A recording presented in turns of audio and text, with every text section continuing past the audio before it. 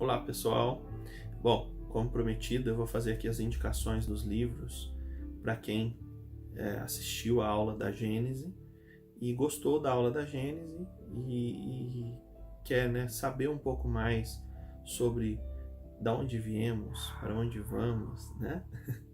Então assim, para onde vamos, a gente tem hoje muita literatura aí já dos físicos, né, dos físicos teóricos, que é bastante interessante.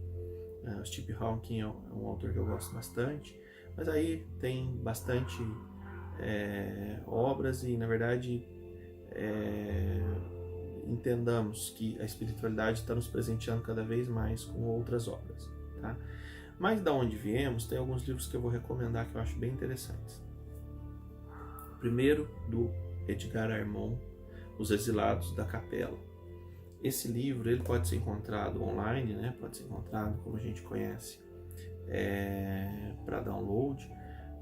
Pode ser encontrado nessa versão física, que é um livro com a fonte grande, então bastante dificuldade. Ele é grandinho assim, mas ele é simples de ler, ele é rapidinho de ler, tá? Nele, ele conta a vinda, né, dos exilados do sistema solar de Capela, e a gente vai ter aqui uma introdução de como é que o homem veio para a Terra. Já existiam as raças silvícolas, né, como ele chama, mas vieram homens mais evoluídos para este planeta, e que lá nos planetas do sistema solar de Capela eles estavam já não estavam condizentes com o equilíbrio daqueles planetas, tá? Então é muito interessante. Esse é o livro que eu falei, né, na aula da Gênese, que ele faz um estudo, uma análise dos livros do Gênesis, mas do Gênesis da Bíblia, tá? Esse autor, ele é um cientista. A editora Fiel é uma editora que tem trazido livros de religião, né? E é muito interessante a gente estudar a Gênese com um olhar científico. Então esse aqui é uma pérola, né?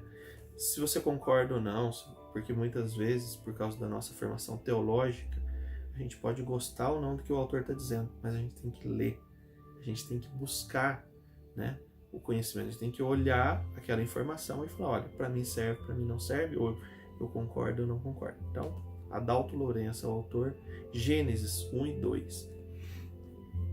O subtítulo é maravilhoso, A Mão de Deus na Criação.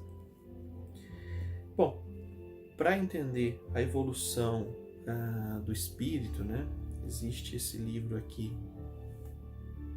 Esse é grande, esse não é fácil de ler, porque ele tem muita referência bibliográfica, tá?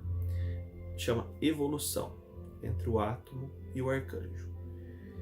Bom, o que eu posso dizer? Tem que ser estudado, não é um livro de leitura, não é um livro que você vai sentar e vai querer terminar de ler, mas é um livro de estudo, é um livro que você pode usar também muitas vezes para consultar temas específicos, né? E vale a pena por ser, né, um livro espírita. Ele traz muita codificação aqui dentro também, mas não só por isso, porque ele traz muitas referências bibliográficas. Então, se você viu ali um assunto e quer entender melhor, você vai lá, consulta a referência e busca, né, o livro original, e aí você tira a sua própria conclusão. De novo, falando como eu falei do Gênesis 1 e 2, você tira a sua própria conclusão, tá? Ainda nessa linha, né, de livros que têm as suas referências bibliográficas, baseado, né, em estudos, tem esse livro aqui, tá, que é A Reencarnação como Lei Biológica. Ela é de um médico, tá? Esse eu acho que não é muito fácil de achar, mas nas feiras de livro espírita geralmente ele é vendido. Você tem uma análise, né, da reencarnação, e ele faz um compilado aqui de estudos que estão sendo feitos, né, estudos científicos. Como eu já disse na aula do Gênesis, do estudo da Gênese, do livro A Gênese, né? A gente tem que, quem é de ciências, quem é cientista, quem é da área, né, que promove os estudos científicos, tem que cada vez mais aproximar a espiritualidade da ciência, porque não são distantes. A gente não tem que entender o espiritismo como uma religião, como uma fé cega. A gente sabe disso. O espiritismo é uma fé lógica, uma fé que traz na sua origem exatamente o estudo, o conhecimento. Kardec, para poder compilar, né, as obras básicas, ele se baseou, na verdade, no conhecimento. Ele foi lá, ele desconfiou, ele criou um método, depois ele organizou um método, depois ele foi, aí sim, recebendo as mensagens. Mesmo assim, ele foi comprovando as mensagens. Ele não aceitava a mensagem se ela fosse muito distoante das outras respostas, né? Então a gente tem sim que compreender e que fazer o uso da ciência para comprovar cada vez mais o que o Espiritismo diz. E por fim, gente, tem um livro chamado Sapiens, que é de um ateu, mas é muito interessante a gente ler também, que fala, né, da evolução do homem, lá das origens até para onde nós vamos como raça humana, né? E ele faz uma análise interessante, é muito bom ler. Ele foi um livro que foi recomendado por nada mais nada menos que Bill Gates. Então, quando a gente conhece, né, estuda lá o que ele está dizendo, a gente acha muito interessante ver uma visão de alguém que se diz ateu, né, mas ao mesmo tempo vendo que existe uma evolução, né? Para pensar, ateu, mas existe evolução. Estranho, né? No decorrer do tempo. Então, se existe evolução, tem um motivo, né? Tem um porquê. Mas, recentemente, muito recentemente, saiu este livro, tá?